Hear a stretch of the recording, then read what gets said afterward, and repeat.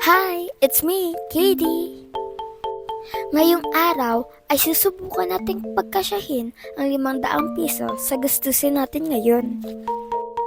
Kakarating nga lang namin dito sa SM North pero pagkain agad ang nasa isip namin. Sino ba naman kasing hindi matatakam kung mapapadaan ka sa shop ng bread talk na langhap ang amoy ng mga tinapay na kakalabas lang sa oven? Dahil nag-breakfast kami, yung maliit na tinapay lang ang kinuha ko kahit na ang daming mas nakakatakam na tinapay. Baka magsisiring kasi ako kung malaki ang bilhin ko. Dakilang, takaw tingin pa naman ako. Ang sumunod naman ay pumunta kami sa food court upang kumain. Bumili rin kami ng scramble para malamigan. Sa tingin ko nga na malaki pa rin para sa akin ang pinakamalit na size ng cup nila. Bigla ko tuloy naalala nung elementary pa ako. Halos araw-araw ako bumibili ng scramble sa tapat ng gate ng school namin.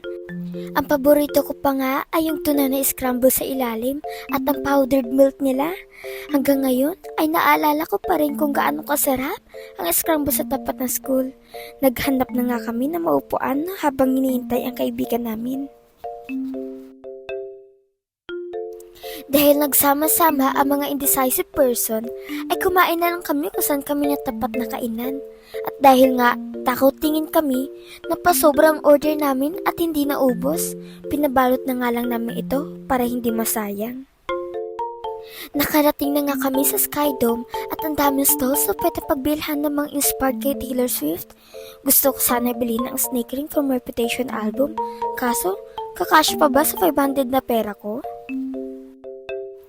Nangako pa ako sa sarili ko na hindi ako bibili ng kahit ano dahil sobra na ang tukso sa paligid. Pero di ko pa rin kinaya ang init, kaya naman napabili ako ng pamaypay na inspired sa Tortured Poets Department at 1989 album. Balak namin muna magkape at babalik muli sa Skydome, kaso napag-isipan namin na ibigay na lang ang na-takeout namin pagkain mula sa Classic Savory.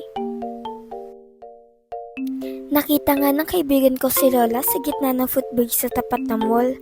Nakaramdam ako ng awa para kay Lola, lalo na at nakabilid siya sa araw.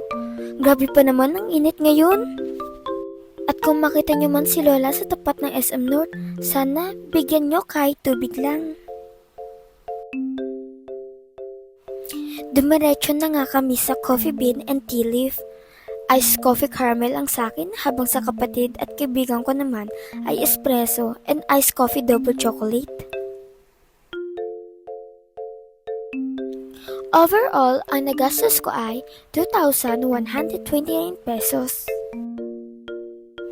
Sa panahon ngayon, ang 500 pesos ay maliit na lamang na halaga dahil sa sobrang taas na ng mga bilihin. Kaya lagi pa katatandaan, tayo ay mag-impok. Hanggang dito na lang. Paalam!